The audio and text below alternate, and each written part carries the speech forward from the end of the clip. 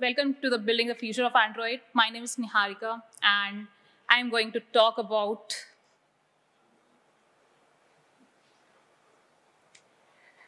the future again. But since we did a version of this talk at Google I/O previously, and now we are going to talk about the past as well. Speaking at Google I/O, we just had some talk, and this talk is now an amendment to the Google I/O talk, which we did previously. And with at that time, we didn't have maybe some features rolled out.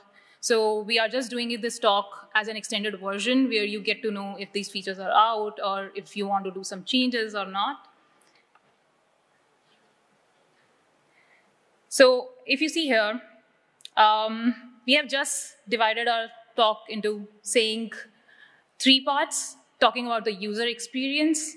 And by this experience, users prefer edge to edge. How many of you have been working on edge to edge, have seen this already? Maybe raise hands. No? Okay, cool. So users prefer apps that draw edge to edge.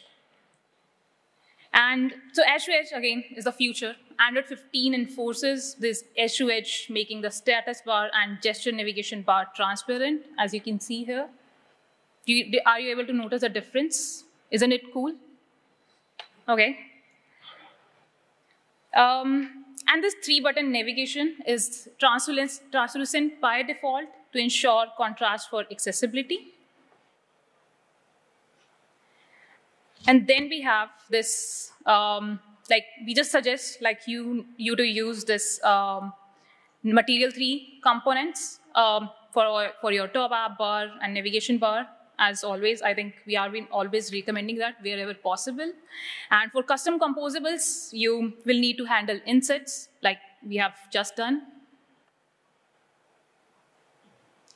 Okay, so we have other considerations for your app where after targeting Android 15, your app will also draw edge to edge from left to right, in addition from top to bottom. And for this reason, you will want to handle insets around display cutouts or also with the camera cutouts. Status bar and navigation bars are just not the only bars now, like the type of system bars you see. Handling insets using system bars to include other kind of bars like caption bars, but maybe caption bars are just for desktop or the freeform windows. And if you want to learn more in-depth explanation of Android 15 edge to edge, you can just follow this QR code link and get to know from this learn pathway. Moving on to predictive back. Have you seen this? This experience in some applications or maybe on Pixel somewhere? Okay, cool. So basically, this feature actually gives the users the confidence as they navigate through the application. An internal Google user study found this back to home animations may prevent your users from accidentally leaving your application. That's why we are here. But the animation is hidden behind a developer option in starting Android 15.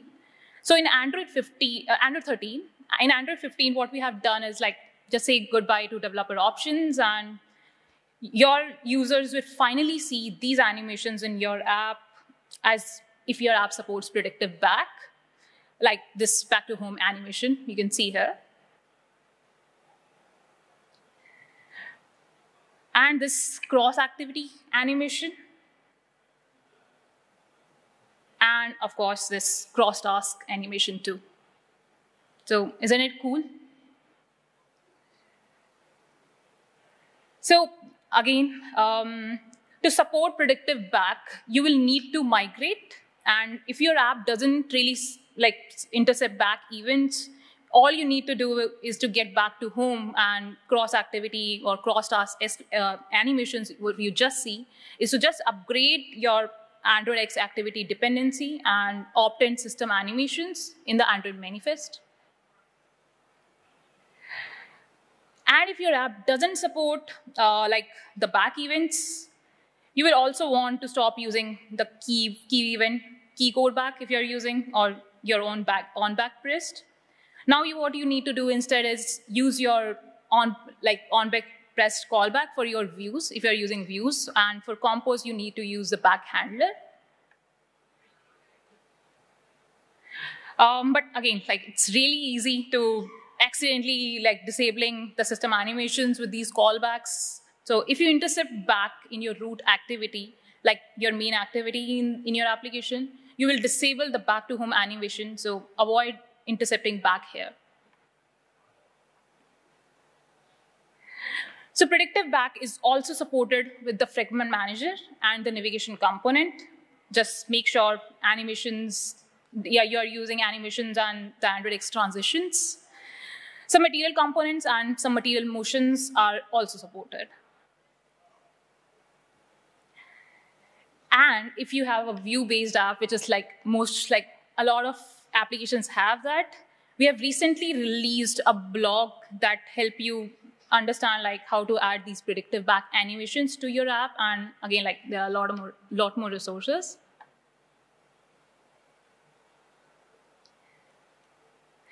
And also, again, as we just talked about views, predictive back is also supported in Compose and with navigation compose, shared element transitions, and with material compose components.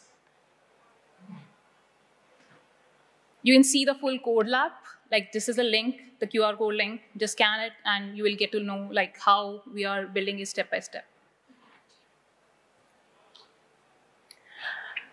Just showing a quick demo. We can just go small step by adding just a small shared element transition here. Uh-oh.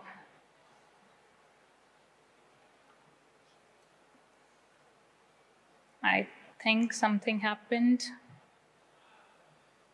Okay, I'll just might skip for the demo part. I should have access.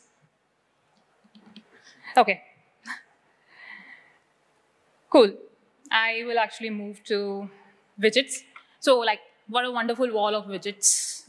These wonderful widgets, which will be you can have for any content features you want most right on your home screen. Just a few tips from our side.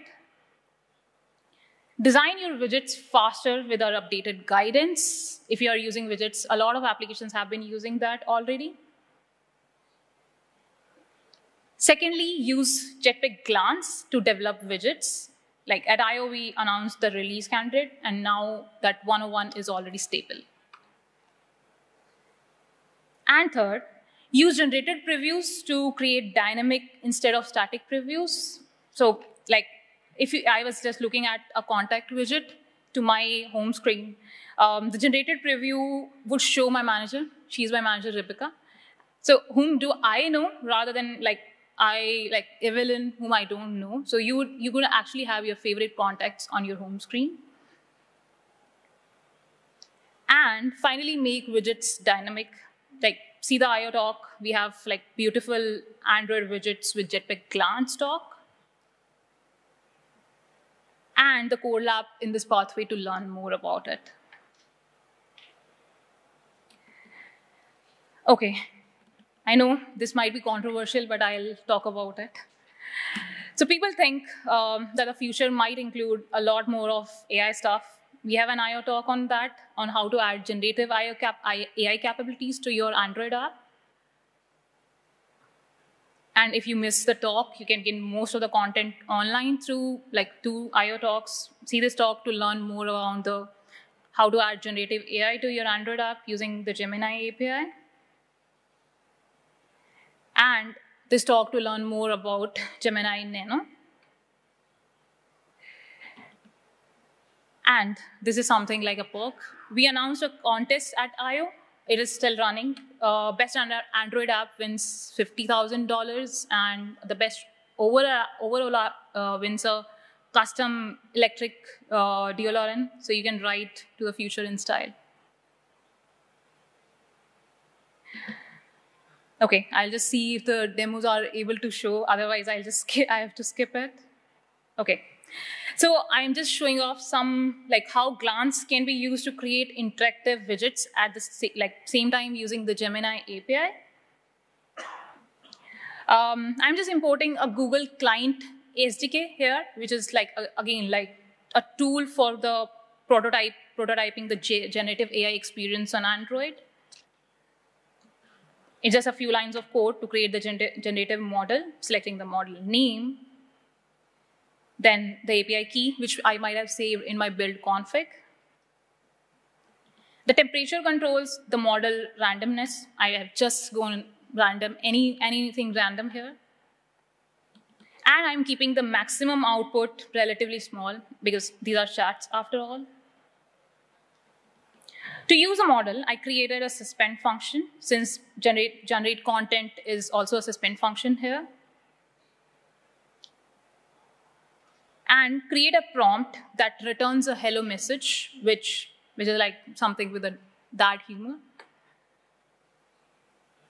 And I'm just returning our response. So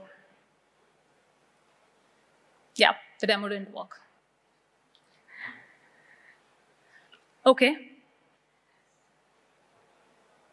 So coming on to a few more updates where you should know about as you are planning for future on Android.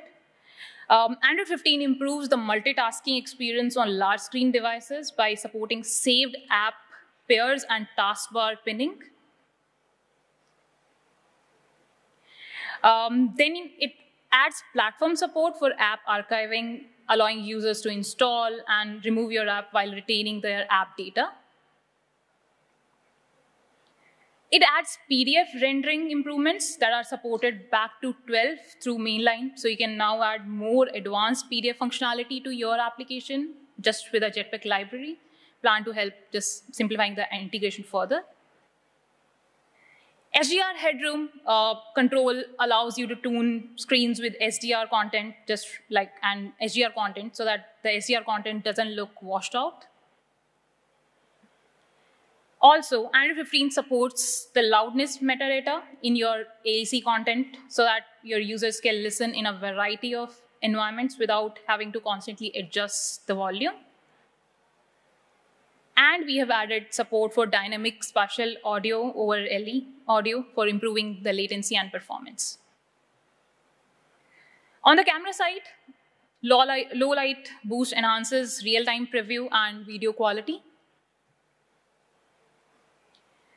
And Android 15 adds support to query which camera features can be used together, so you can just select the best set for your use case. We keep evolving the way Android app draws the screen with canvas support for clipping shaders, and as well as like 4x4 metrics for transformations and translations in 3 dimensions. With text, Android 15 improves the readability by giving you just fine-grained control over line breaks and hyphenation, and other features that make text look more elegant and give your designers more options to have like a great design just by some variable font support for Chinese, Japanese, etc. Just please ensure that you are testing it out when targeting Android 15. And to ensure correct font rendering and text-to-speech, Android 15 supports setting the locale for your default resources. Android also improves NFC experiences, supporting one-tap transaction in more instances, making it easier to build font family instances from a variable font, or supporting channel-based notifications with vibration effects. That was a lot. So moving on to technical quality. So I think we all have experienced it. When the device runs out of power, no apps can get used. So screen off draining the energy is a big problem, particularly again like when the device is using cellular data.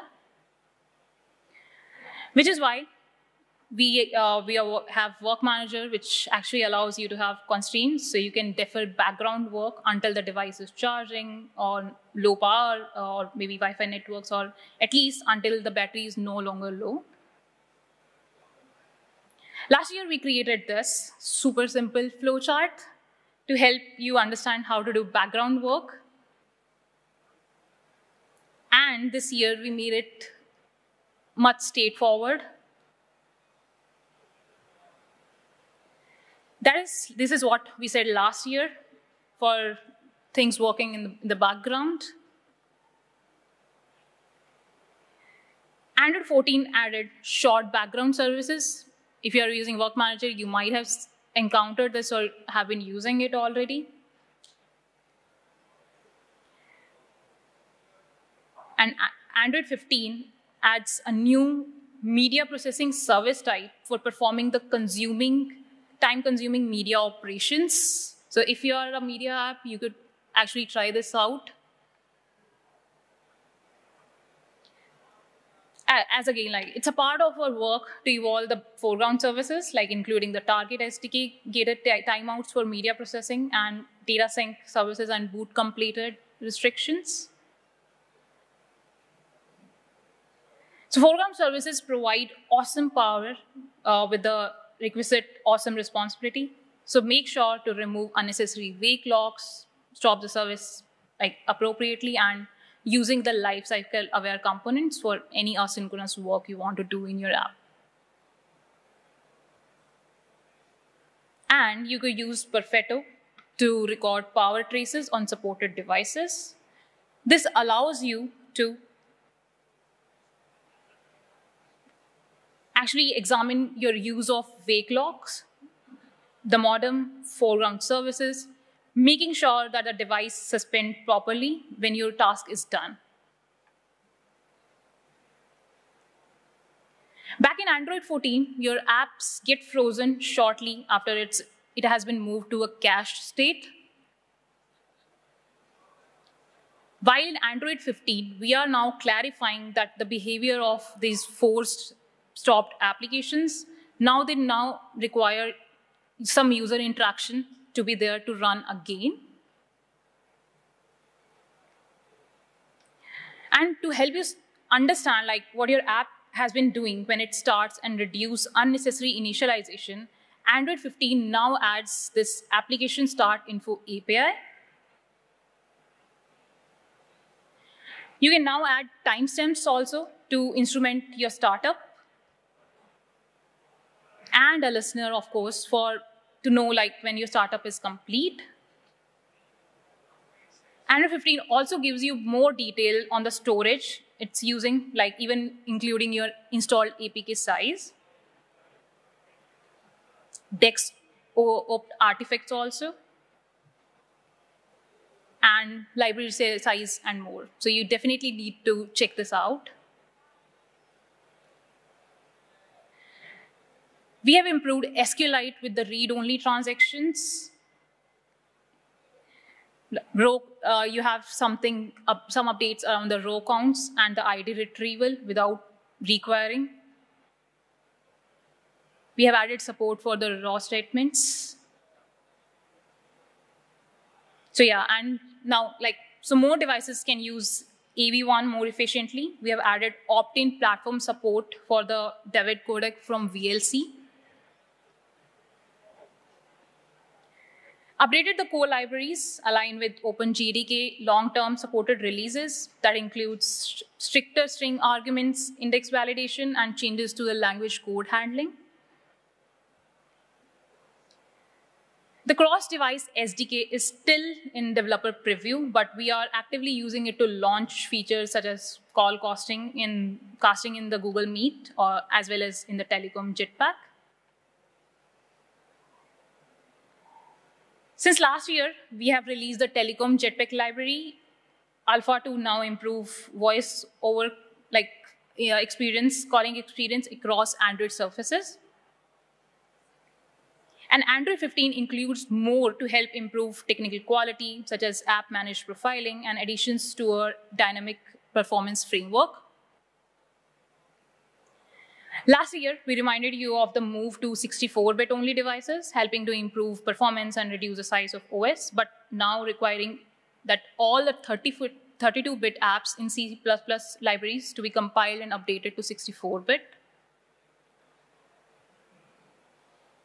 Also, 16 KB memory page sizes are coming to Android, so they will bring a lot of performance improvements.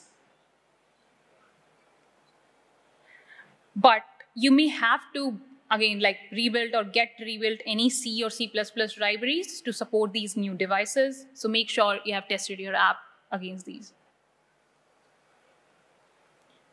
Android 15 also includes Angle for running OpenGL ES on top of Vulkan. And you can test your OpenGL ES app with Angle using a developer option.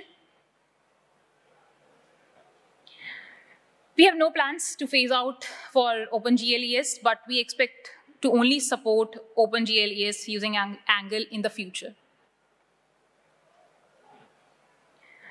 Okay, so finally, these Android 15 privacy and security updates. Android 15 now adds a private space where your apps run in a separate user profile. So again, like you will have to like test your app against this.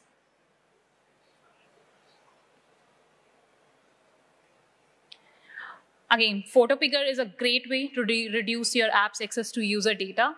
And it works well with the private space I just announced in the last slide.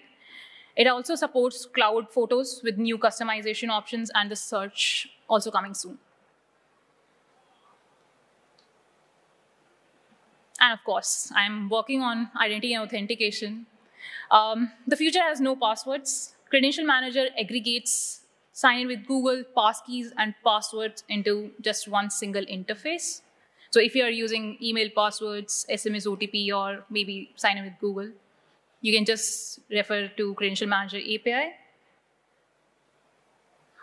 In Android 15 or higher, what we have done is it supports single tap passkey sign-in, where you don't really need to have biometrics on different screen. You just have one screen, and it just, if you have already created the credential, the user will be seamlessly, or as we say, one-tap sign-in, you will be able to go as a single-tap authentication here. This has been one of the interesting features which we have got recently.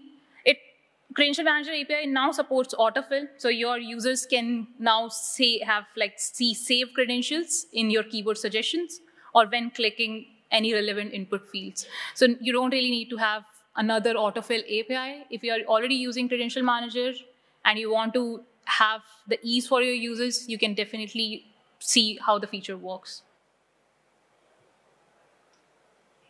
I'm not sure. No, I don't think any demo is working out. Okay. Sorry? I can't hear you. Oh. Oh. Okay. Okay, no worries. And another interesting feature we have is Credential Manager API will be able to restore credentials to a new or whenever you're resetting device without needing to open apps one by one. And also expanding to support digital credentials.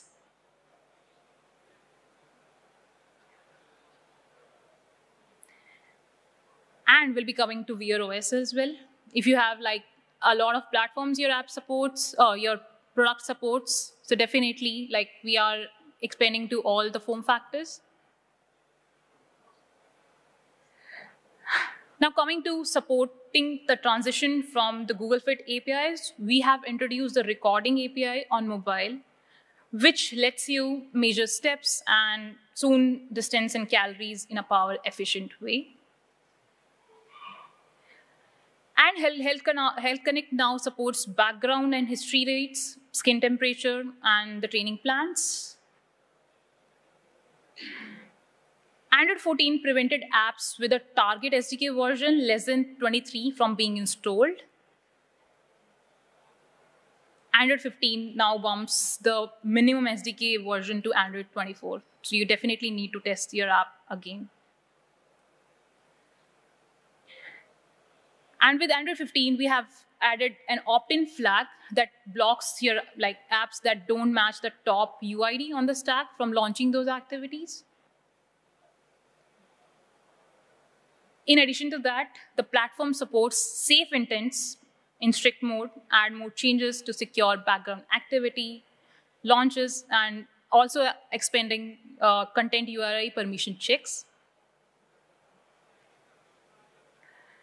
The Google Play SDK console, where it's a platform for SDK owners to register and manage their SDKs.